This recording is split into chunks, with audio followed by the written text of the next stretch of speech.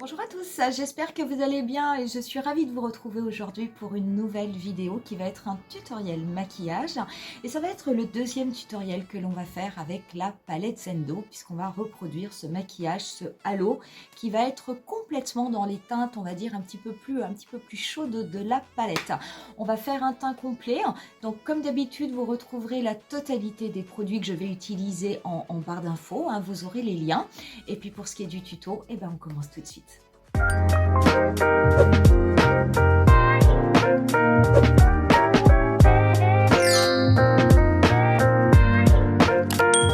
J'ai mis ma base Prime and Poreless de chez Too Faced et aujourd'hui pour le fond de teint, je vais travailler avec le teint Idol Ultra Wear de chez Lancôme. Le mien est en teinte 03, je vais l'appliquer avec mon pinceau 06 de chez Sephora. C'est un fond de teint, c'est vrai que, alors que j'aime beaucoup, je veux dire, c'est vraiment un de mes fonds de teint qui me fait, on va dire, le plus joli, quasiment le plus joli rendu au niveau de ma peau. C'est un fond de teint qui a une très très belle tenue, qui a vraiment pas d'effet matière. Le seul défaut qu'il a, c'est cette odeur de parfum qui pour moi est un petit peu trop forte. Mais vraiment, c'est un très beau produit et c'est vrai que j'essaye de faire abstraction de l'odeur de parfum pour pouvoir l'appliquer. Parce que c'est vraiment un produit que j'aime beaucoup. Au niveau de l'anti-cerne, je vais appliquer celui de chez Laura Mercier qui est le Flawless Fusion en teinte 2C. Donc c'est vrai que c'est un anti-cerne qui est plutôt adapté pour des peaux mixtes à grasse, qui n'est pas préconisé et qui n'est pas adapté quoi qu'il en soit pour des peaux sèches. Et je vais par contre venir l'estomper avec un pinceau. Et je vais l'estomper avec mon pinceau Zoeva 142. Donc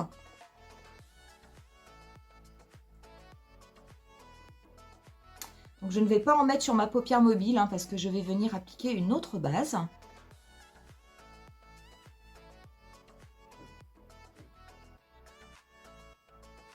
Pour la poudre, je vais rester chez Laura Mercier et ça sera la Translucent Powder.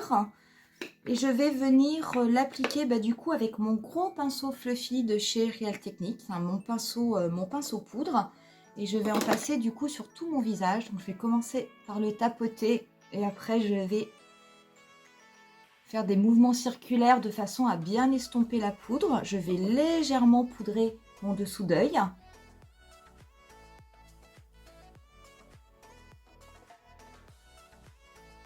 J'ai fait mes sourcils hors caméra avec mon Precisely My Brow de chez Benefit en teinte 05 et j'ai également apposé une base au niveau de ma paupière. Moi j'ai appliqué aujourd'hui le Eye Primer de chez Anastasia Beverly Hills que j'ai poudré d'ailleurs et on va pouvoir commencer avec le travail des yeux. Donc aujourd'hui, la dernière fois on s'était plutôt occupé de cette partie-là, de cette zone avec les teintes vertes. Aujourd'hui on va complètement les laisser de côté, on va vraiment venir s'occuper de l'autre côté de la palette qui est avec des teintes un petit peu plus chaudes. Et je vais commencer par prendre un pinceau MAC 217 et je vais venir prélever la teinte Virgo qui est cette teinte mat rouge. Et je vais venir l'appliquer d'abord en la tapotant donc au niveau du dernier tiers de ma paupière mobile et je vais en mettre également au niveau du premier tiers de ma paupière mobile puisqu'aujourd'hui on va faire un halo. Donc je vais venir la déposer. Donc je la dépose d'abord en tapotant. Je vais légèrement la remonter un petit peu plus haut que mon pli paupière de façon à voir la couleur quand je lève mon œil, mais je reste vraiment que sur le dernier tiers.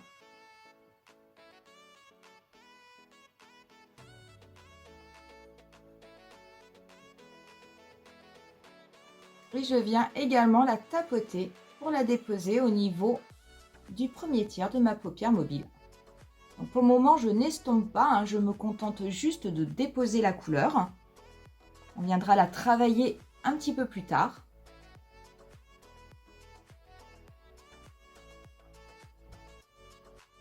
Maintenant que j'ai déposé la couleur, je vais garder mon pinceau, je ne vais pas reprélever de matière et je vais juste commencer à légèrement la dégrader, mais je reste vraiment à l'endroit où j'ai déposé la couleur. Je ne vais absolument pas connecter cette couleur au niveau de mon pli paupière.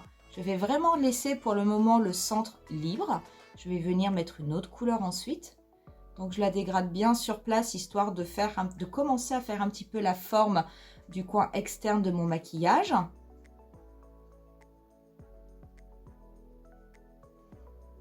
Et je vais également un petit peu la dégrader au niveau du coin interne. C'est quelque chose que je fais très légèrement, très légèrement. Une fois que j'ai fait ça, je vais prendre un pinceau Zoeva 231 et je vais venir prendre la teinte juste à côté, qui est la teinte Relief, qui est une teinte corail un petit peu pêche. Et je vais me servir de cette couleur, mais pour dégrader uniquement les contours de la couleur Virgo. Pareil, je ne vais pas connecter les deux parties en les reliant au niveau de ma paupière mobile. Là, pour le moment, je viens juste dégrader les contours de mon maquillage. Je vais également l'estomper un petit peu au niveau de l'intérieur.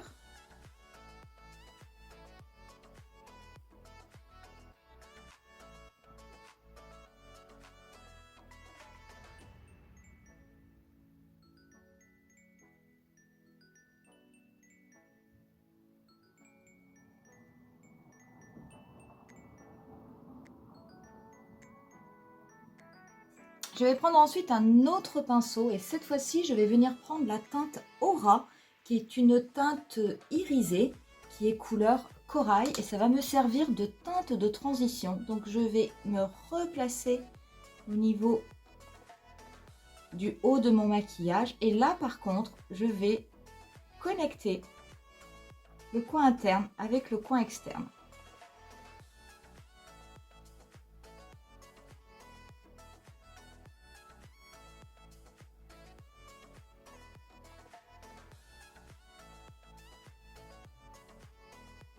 Je vais ensuite reprendre mon pinceau MAC 217 du début et je vais juste venir, sans prélever de matière, retravailler au niveau de mon coin externe où j'avais mis la teinte Virgo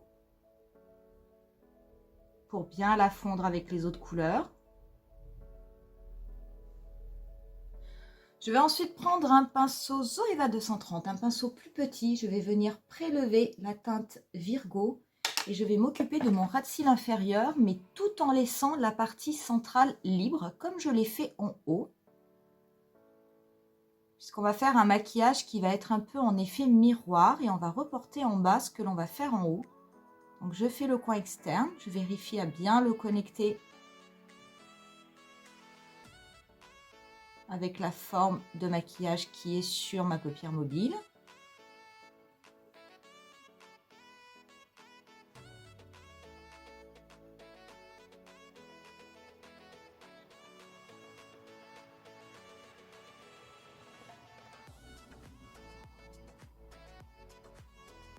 Et je vais prendre mon pinceau 231 avec la teinte Relief de façon à bien dégrader également mon ras de cils inférieur.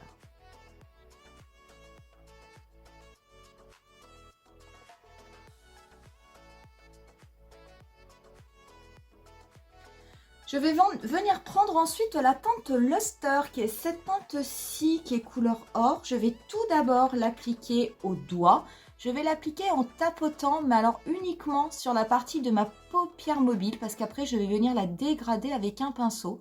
Donc je vais juste la tapoter de façon à ce qu'il y en ait bien au niveau du centre. Le centre que j'avais laissé libre dans mon maquillage. Donc je vais remonter vraiment jusqu'à mon pli paupière avec mon doigt. Je me concentre bien sur cette partie centrale.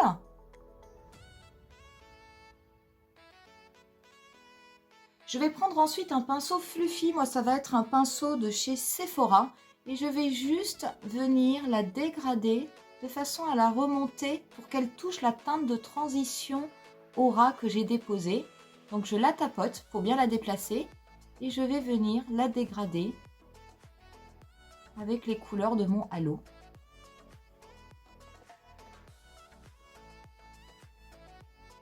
Donc je préfère faire le haut avec un pinceau pour que ça fasse un petit peu diffus, mais que ça ne fasse pas quelque chose d'aussi intense qu'au niveau de ma paupière mobile. Et je vais reprendre ensuite mon pinceau MAC 217 pour venir dégrader les bords. De façon à ce que les couleurs se fondent bien entre elles. Je vais venir prendre ensuite un tout petit pinceau. Je vais également prélever la teinte Luster et que je vais appliquer au centre de mon ras de cils inférieur pour faire vraiment un effet miroir par rapport au haut.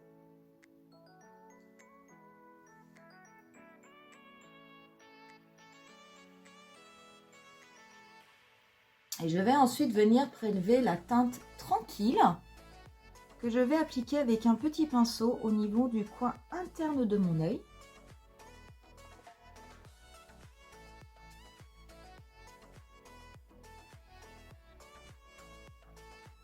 Et que je vais appliquer très légèrement en dessous de mon arcade sourcilière.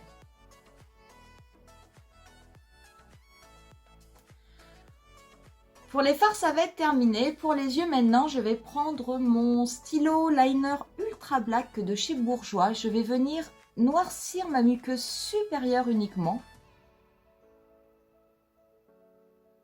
Et au niveau de ma muqueuse inférieure, je vais me servir de mon stylo qui était un bordeaux un peu mordoré. C'est le numéro 04, c'est le Lasting Précision de chez Kiko, qui a cette couleur un peu rouge cuivre. Et je vais l'appliquer au niveau de ma muqueuse inférieure. Et je vais faire un trait de liner. Donc, je vais me servir de mon Flash Cat Eye de chez L'Oréal. Mais par contre, je ne vais pas me servir du petit pochoir. Donc, je vais simplement faire un liner relativement court. Pour ce qui est des cils, je vais appliquer des faux cils aujourd'hui. Donc, je vais commencer par les noircir en appliquant une couche de mascara. Et ce sera le On The Rise de NYX. Donc, c'est simplement... Je veux simplement les noircir dessous-dessus, de façon à ce qu'il n'y ait pas de différence de couleur. Mais je ne les travaille pas plus que ça, donc je vais juste déposer une couche. Je vais en mettre par contre au niveau de mes cils inférieurs. Pour les faux cils, aujourd'hui, je vais appliquer des faux cils de NYX, les Wit Lashes, les WL10. Je les applique hors caméra et je reviens tout de suite après.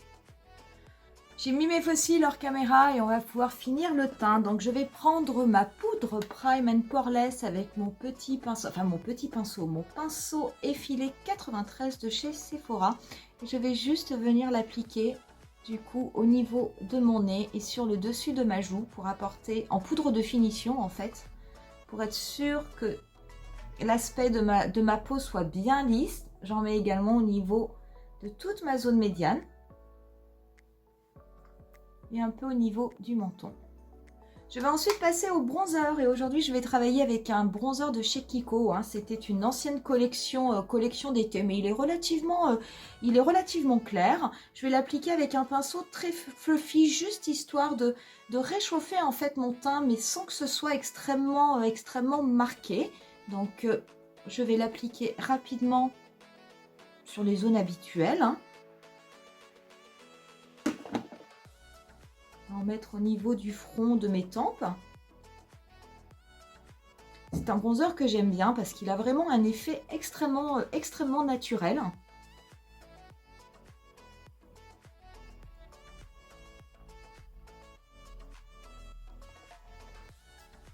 Je vais en mettre également un petit peu au niveau de mon nez, comme je le fais d'habitude en fait.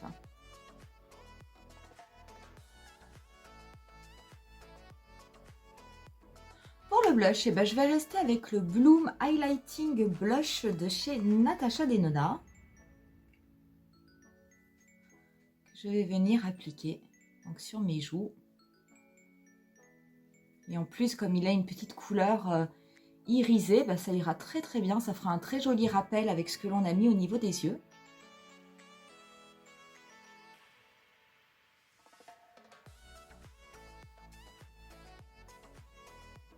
Et j'en mets un peu au niveau du bout du nez.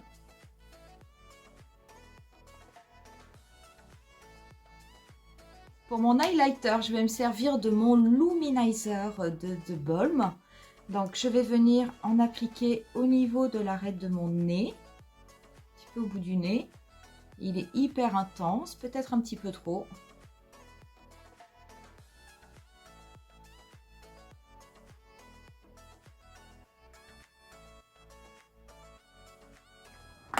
Et on va terminer avec les lèvres. Donc les lèvres, je vais tout d'abord appliquer un rouge à lèvres de chez Natasha Denona. C'est la teinte Andrea que je vais mettre en base.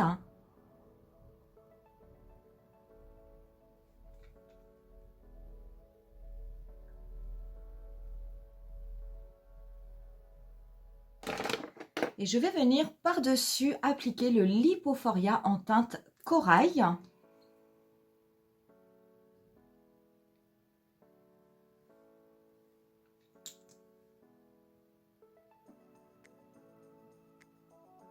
Je vais appliquer un petit peu de Fix Plus et moi aujourd'hui je vais appliquer celui de NYX qui a un fini mat.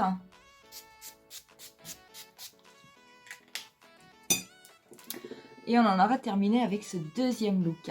Donc voilà, ça c'est une autre idée de maquillage que l'on peut faire avec cette palette Zendo de chez Natasha Denona. Donc c'est vrai que la première fois on s'était vraiment contenté, on s'était focalisé sur ces teintes qui sont bleues, vertes de la palette. Là aujourd'hui on est allé vraiment complètement de l'autre côté sur des teintes qui sont beaucoup plus chaudes. C'est vrai que ça fait quelque chose de très différent, mais c'est un halo que je trouve vraiment très joli, surtout pour les beaux jours qui arrivent.